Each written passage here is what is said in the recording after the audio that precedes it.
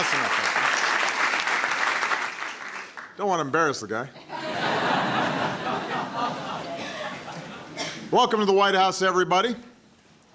As I have already delivered my farewell address, I will try to be relatively brief. But I just want to get some folks together to pay tribute to somebody who's not only been by my side for the duration of this amazing journey, but somebody who has devoted his entire professional life to service to this country. The best Vice President America's ever had, Mr. Joe Biden.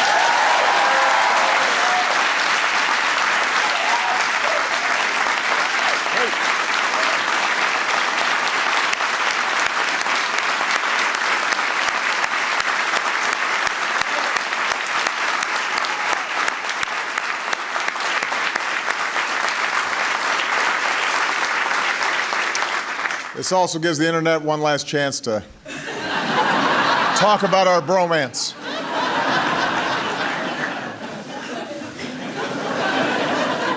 This has been quite a ride. It was 8.5 years ago that I chose Joe to be my vice president. There has not been a single moment since that time that I've doubted the wisdom of that decision. He was the best possible choice, not just for me, but for the American people. This is an extraordinary man with an extraordinary career in public service. This is somebody the people of Delaware sent to the Senate as quickly as they possibly could. Elected at age 29. For more than a dozen years apiece, he served as chair or ranking member of the Judiciary and Foreign Relations Committees. Domestically, he championed landmark legislation to make our communities safer, to protect our women from violence. Internationally, his wisdom and capacity to build relationships has shaped our nation's response to the fall of the Berlin Wall and the Iron Curtain, to counter terrorism, Iraq, Afghanistan. And for the past 8 years, he could not have been a more devoted or effective partner in the progress that we've made. He fought to make college more affordable and revitalize American manufacturing as the head of our middle-class task force. He suited up for our cancer moonshot, giving hope to millions of Americans touched by this disease. He led our efforts to combat gun violence, and he rooted out any possible misappropriations that might have occurred, and as a consequence, the Recovery Act worked as well as just about any large-scale stimulus project has ever worked in this country. He visited college after college and made friends with Lady Gaga for our It's On Us campaign against campus sexual assault. And when the Pope visited, Joe was even kind enough to let me talk to the holiness as well.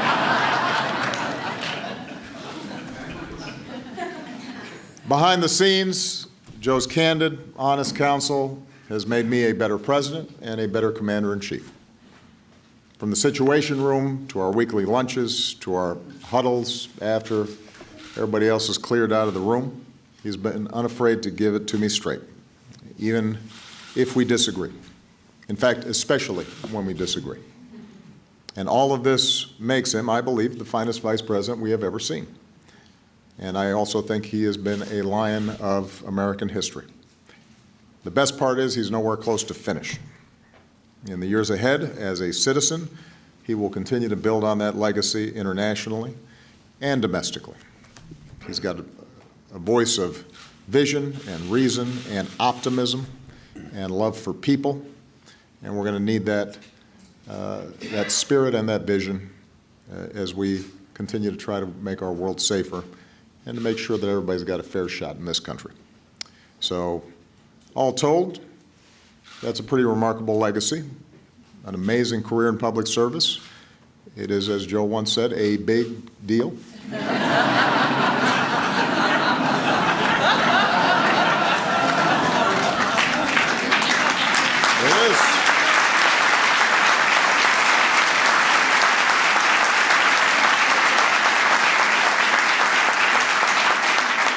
But we all know that on its own, his work, this list of accomplishments, the amazing resume, does not capture the full measure of Joe Biden. I have not mentioned Amtrak yet, or aviators, literally.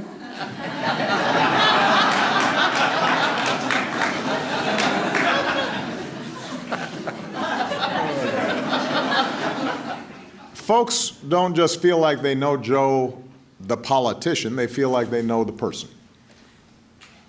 What makes him laugh, what he believes, what he cares about, where he came from.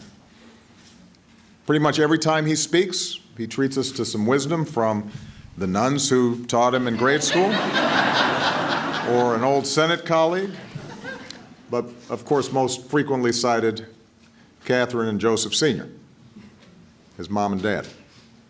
No one's better than you, but you're better than nobody. Bravery resides in every heart, and yours is fierce and clear. When you get knocked down, Joey, get up. Get up.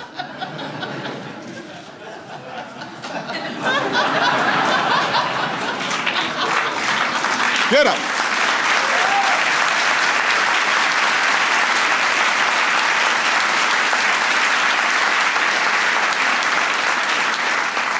That's where he got those broad shoulders. That's where he got that Biden heart. And through his life, through trial after trial, he has never once forgotten the values and the moral fiber that made him who he is. That's what steels his faith in God and in America and in his friends and in all of us. When Joe talks to auto workers whose livelihoods he helped save, we hear the son of a man who once knew the pain of having to tell his kids that he had lost his job. When Joe talks about hope and opportunity for our children, we hear the father who rode the rails home every night so he could be there to tuck his kids into bed. When Joe sticks up for the little guy, we hear the young boy who used to stand in front of the mirror, reciting Yeats or Emerson, studying the muscles in his face, determined to vanquish a debilitating stutter. When Joe talks to Gold Star families who've lost a hero, we hear a kindred spirit, another father of an American veteran, somebody whose faith has been tested and who has been forced to wander through the darkness himself and who knows who to lean on to find the light. So that's Joe Biden, a resilient and loyal and humble servant and a patriot, but most of all, a family man. Starts with Jill, captain of the Vice Squad. Only the second lady in our history to keep her regular day job.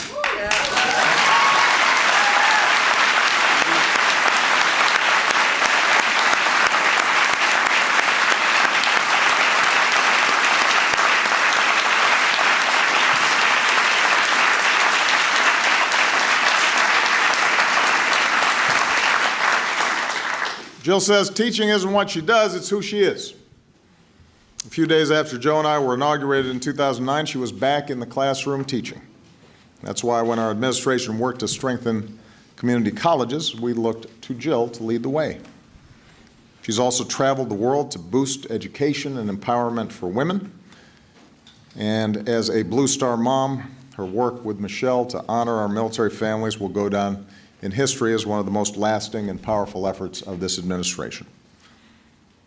Of course, like Joe, Jill's work is only part of the story.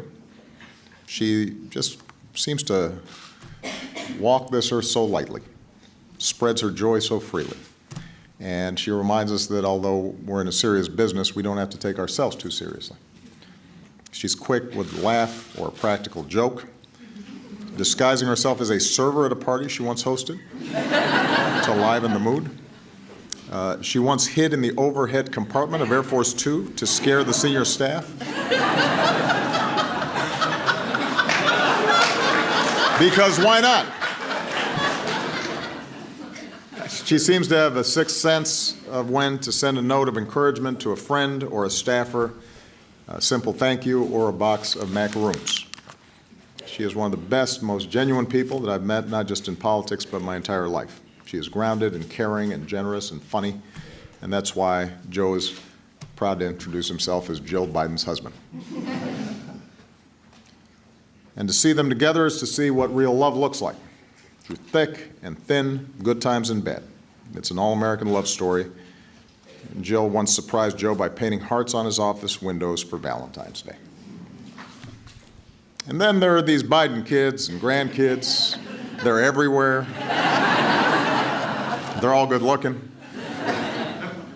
Hunter and Ashley, who lived out that family creed of raising good families and looking out for the least of our brothers and sisters.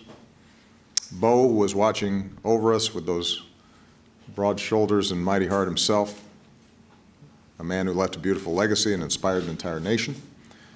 Naomi and Finn and Maisie and Natalie and little Hunter, grandchildren who are the light of Joe's eyes and gives him an excuse to bust out the squirt gun around the pool. This is the kind of family that built this country.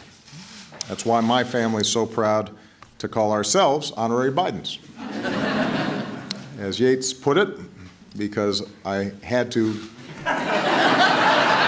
quote an Irish poet, and Seamus Heaney was taken. Think where man's glory most begins and ends, and say my glory was I had such friends. Away from the camera, Jill and Michelle have each other's backs just as much as when they're out championing our troops. Our girls are close, best friends at school, inviting each other for vacations and sleepovers. Even though our terms are nearly over, one of the greatest gifts of these past 8 years is that we're forever bonded as a family. But of course, I know that the Obamas are not the only ones who feel like they're part of the Biden clan, because Joe's heart has radiated around this room. You see it in the enduring friendships he's forged with folks of every stripe and background up on Capitol Hill. You see it in the way that his eyes light up when he finds somebody in a rope line from Scranton or just the tiniest towns in Delaware. You see it in the incredible loyalty of his staff, the team who knows that family always comes before work because Joe tells them so every day, the team that reflects their boss's humble service here in this building where there have been no turf wars between our staffs because everybody here has understood that we were all on the same mission and shared the same values. There's just been cooperation and camaraderie, and that is rare. It's a testament to Joe and the tone that he set. And finally, you see Joe's heart in the way he consoles families, dealing with cancer backstage after an event, when he meets kids fighting through a stutter of their own. He gives them his private phone number and keeps in touch with them long after. To know Joe Biden is to know that love without pretense, service without self-regard, and to live life fully. As one of his longtime colleagues in the Senate, who happened to be a Republican, once said, if you can't admire Joe Biden as a person, you've got a problem. He is as good a man as God ever created. So, Joe, for your faith in your fellow Americans, for your love of country, and for your lifetime of service that will endure through the generations, I'd like to ask the military aide to join us on stage.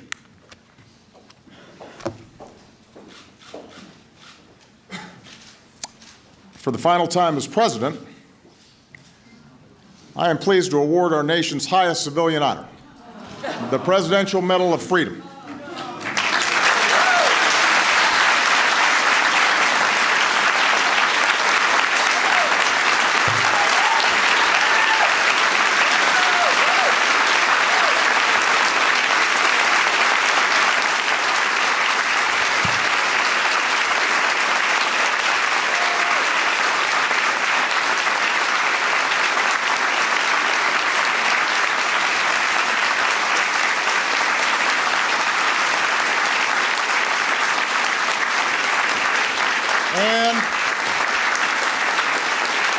And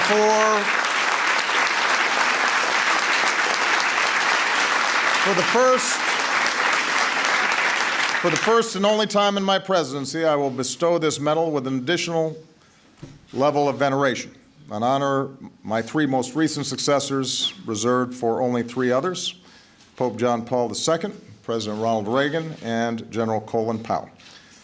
Ladies and gentlemen, I am proud to award the Presidential Medal of Freedom with distinction to my brother, Joseph Robinette Biden, Jr. Will the aide please read the citation? Vice President Joseph R. Biden, Jr.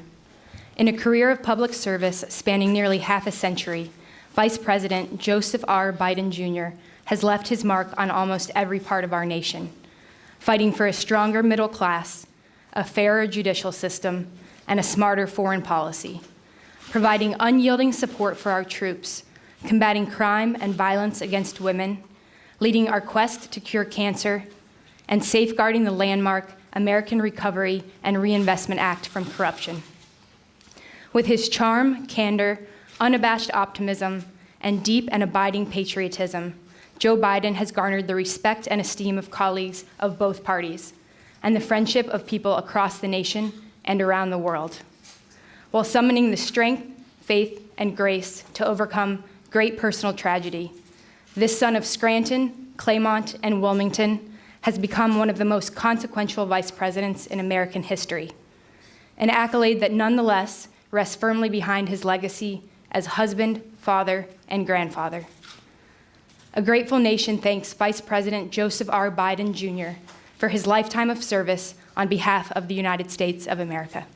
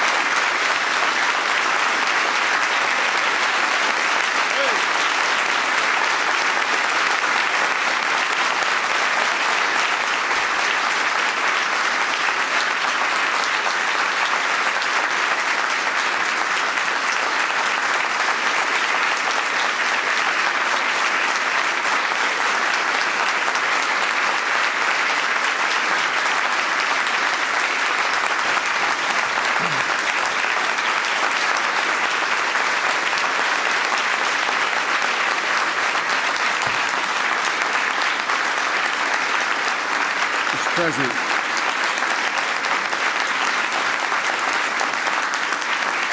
Please, thank you. Thank you.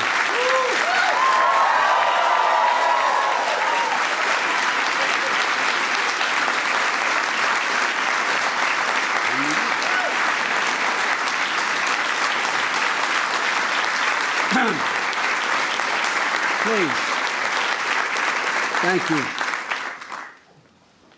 Ricchetti, you're fired.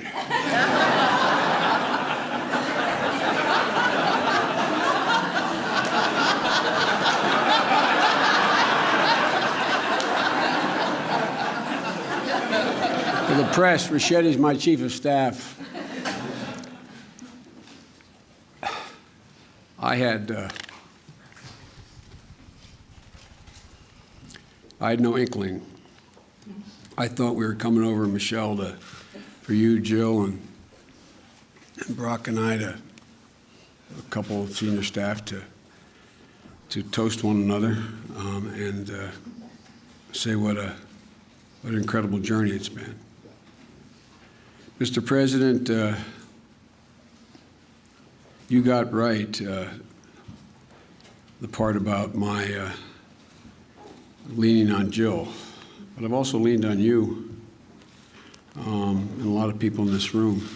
I look around the room and I see great friends like Ted Kaufman, who's been so much wisdom. Guys like Mel Monzak. I mean, I look around here and I'm startled. I keep seeing people I don't expect. Madam President, how are you? Mr. President, look at my new boss over there. But you know, I get a lot of credit I don't deserve, to state the obvious. Because I've always had somebody to lean on. From back that time in 1972, when the accident happened, I leaned on, and I mean this in a literal sense, Chris knows this, Dodd knows this, and Mel knows this, and Ted knows this. I leaned on my sons, Bo and Hunter. And I continue to lean on Hunter, who continues to, in a bizarre kind of way, raise me.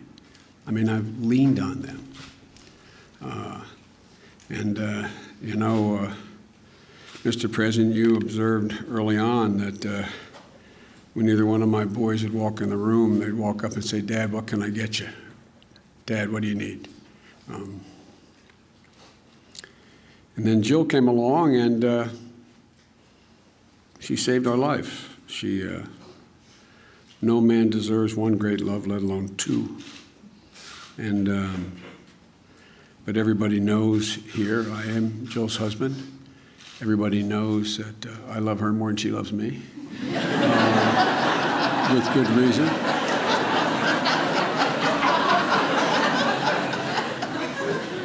And she gave me the most precious gift, the love of my life, the life of my love, my daughter Ashley.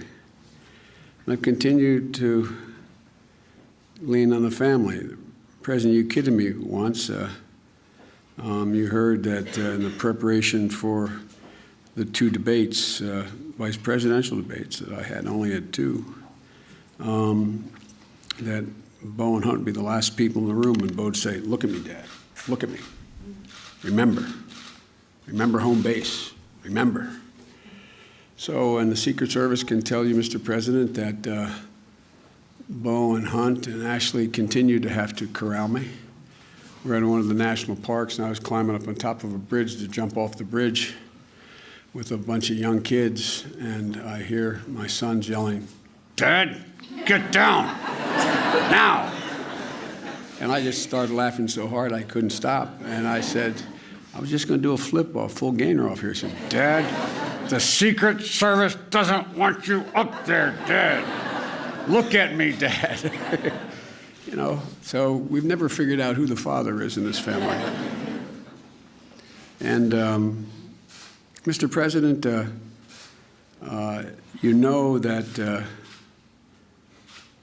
with good reason, there is no power in the vice presidency. Matter of fact, I just did for Nancy Pelosi's daughters, you have readings of the Constitution. You probably did one for her. And they had me read the provisions relating to the vice presidency in the Constitution. And there is no inherent power, nor should there be. But Mr. President, you have more than kept your commitment to me by saying that you wanted me to help govern. The President's line often, other people don't hear it that often, but when someone say, "Can you get Joe to do such and such?" he says, "I don't do his schedule, he doesn't do mine." Every single thing you've asked me to do, Mr. President, you have trusted me to do. And that is that's a remarkable thing. I don't think, according to, I see the president of Georgetown here as well, I don't think according to the presidential and vice presidential scholars that kind of relationship has existed. I mean, for real. It's all you, Mr. President. It's all you. The reason why when you send me around the world, nothing gets, as my mom would say, gets missed between the cup and the lip is because they know when I speak for them. And it's been easy, Mr. President, because we not only have the same political philosophy and ideology, I tell everybody, and I've told them from the beginning, and I'm not saying this to reciprocate, I've never known a president, and few people I've ever met, my whole life I can count on less than one hand, who've had the integrity and the decency and the sense of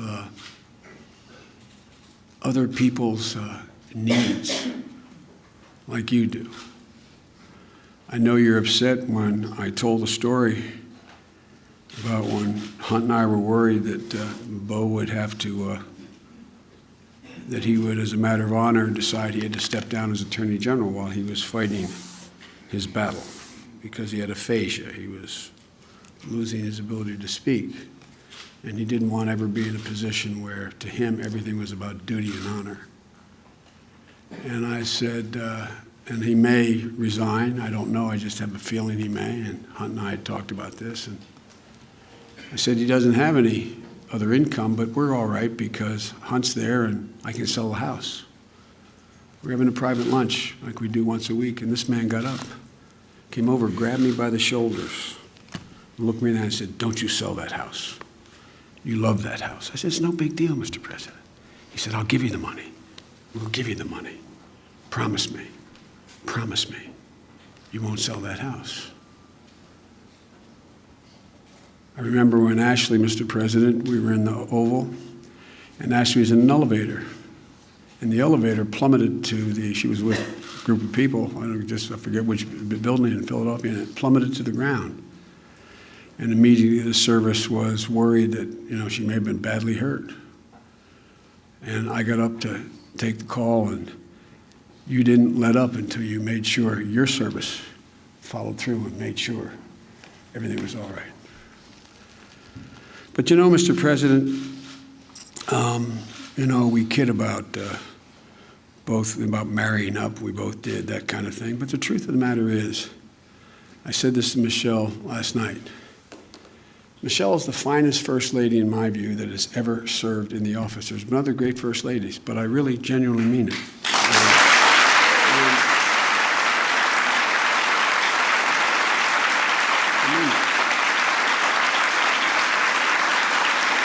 I kid.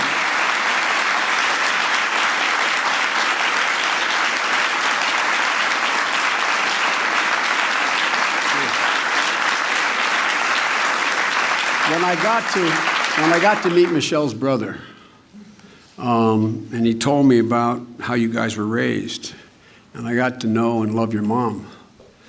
If your mom were 15 years older, she could have been my mom. I mean, literally, the way you were raised, the way we were raised, there wasn't any difference.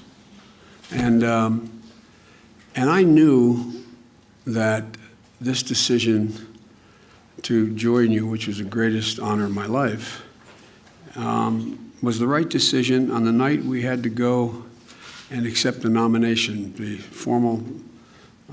be nominated at the convention. And Finnegan, who's now 18 years old, was then 10 years old. And she came to me and she said, Pop, is it okay if the room that we're in, Finnegan, Maisie, and Naomi, that we have the beds taken out? And I said, why? He said, maybe the Obama girls and your brother's children, maybe they would come down and all sleep together in sleeping bags. And I give you my word as a Biden. I knew when I left to go over to the convention, opened that door and saw them cuddle together, I knew this was the right decision. I knew it was the right decision. I really did. Because, Mr. President, the same value set. The same value set. Folks, I joke with my staff that I don't know why they pay them anything, because they get to advise me.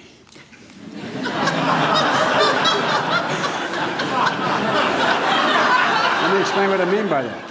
As the president of the University of Delaware, where my heart resides, in my home campus of Delaware, as he can tell you, I get to give you advice. I get to be the last guy in the room and give you advice on the most difficult decisions anyone has to make in the whole world. But I get to walk out, and you make it all by yourself. All by yourself. Harry Truman was right about the buck stopping at the desk. And I've never once doubted on these life and death decisions. I never once doubted that your judgment was flawed. Not once. Not once. We've disagreed and we've argued and we've raised our voices to one another, which we made a deal we'd be completely open like brothers with one another. But, Mr. President, I've watched you under intense fire. I will venture to say that no president in history has had as many novel crises land on his desk in all of history. The Civil War was worse, the World War II was worse, World War I. But, Mr. President, almost every one of the crises you faced was a case of first instance. Case of first instance. And I watched that prodigious mind and that heart as big as your head. I've watched you. I've watched how you've acted. When you see a woman or man under intense pressure, you get a measure, and you know that, Michelle, and your daughters know it as well. This is a remarkable man. And I just hope that the asterisk in history that is attached to my name when they talk about this presidency is that I can say I was part of the journey of a remarkable man who did remarkable things for this country. Remarkable things.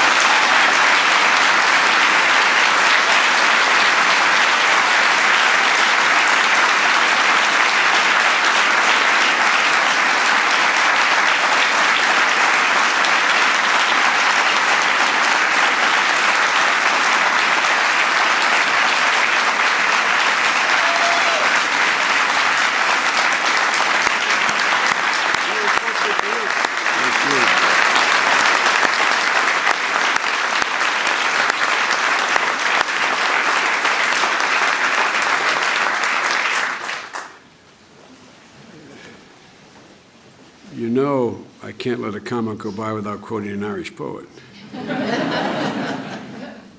Jill and I talk about why you were able to develop the way you developed and with the heart you have.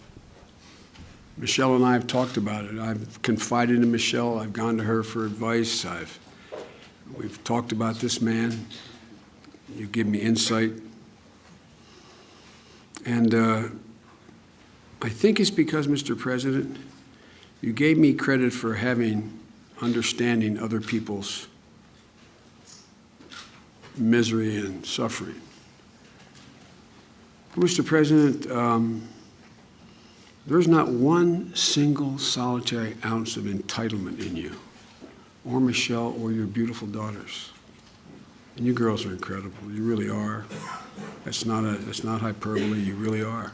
Not one ounce of entitlement. And Seamus Heaney, in one of his poems, said, when you can find someone who says it better, use it.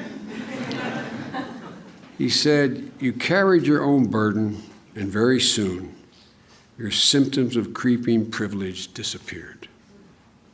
You carried your own burdens, and very soon, the creeping symptoms of privilege disappeared.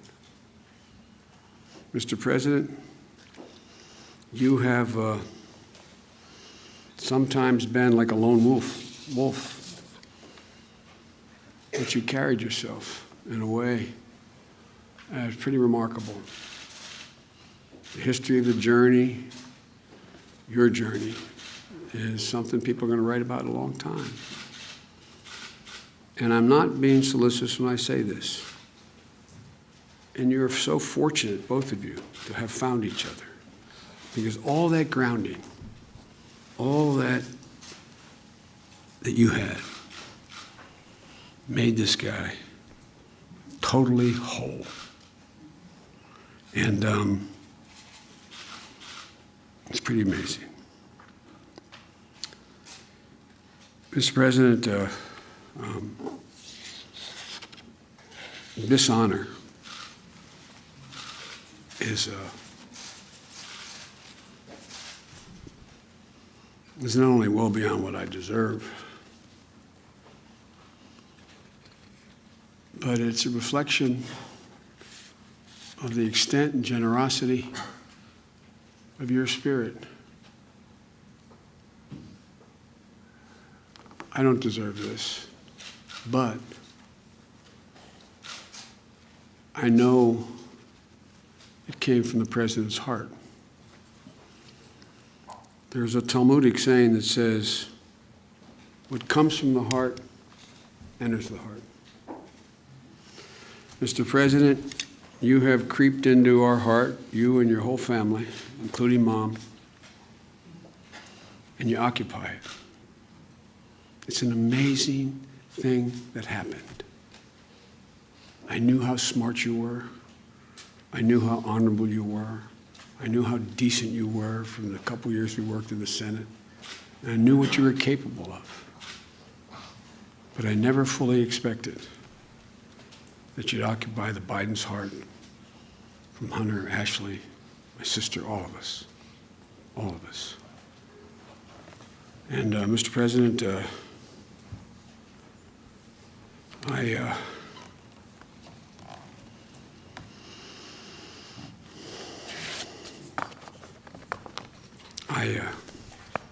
I'm indebted to you.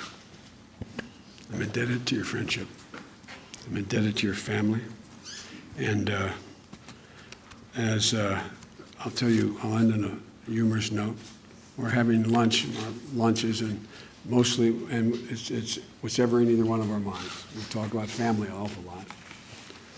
And about 6 months in, the President looked at me and said, you know, Joe, you know what surprised me? How we've become such good friends. And I said, surprised you?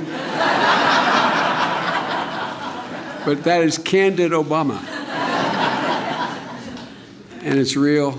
And Mr. President, you know, as long as there's a breath in me, I'll be there for you. My whole family will be, and I know it is reciprocal.